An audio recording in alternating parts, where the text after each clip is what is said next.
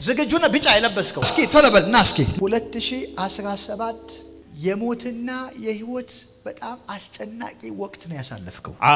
እውነት ነው። ነገሮች ሁሉ ብልሽት በለውብህ ከአቅም በታች ወርደህ ቤተሰብህን ለማኖር ስትል የገባህበት ምስቅልቅል ህይወት አለ። ልክ ነው። አንዳንዱም በማትፈልገው መንገድ ውስጥ ገብተሃል።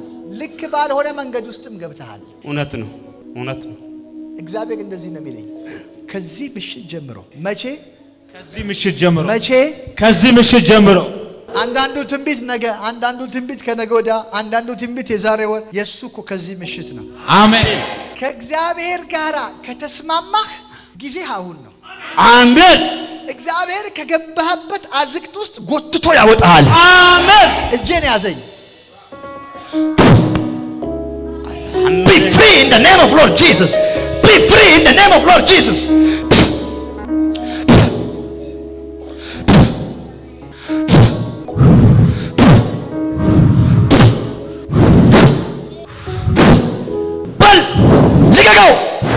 ልቀቀው! የጉስቁልና ስፒሪት ልቀቀው!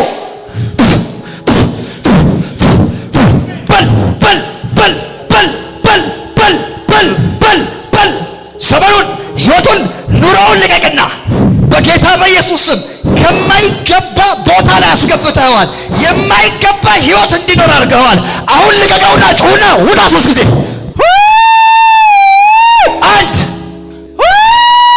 የመጨረሻ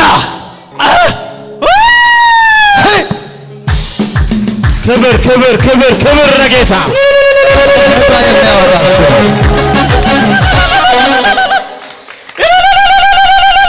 ሰላም ላንተ ይሁን። አሜን። አሁን እንዴት ነህ? የሆነ እሳት ሃሌሉያ። ህይወትህን የያዘ ነገርህን አስሮ የያዘ ጂኒ ነው ተመቷል።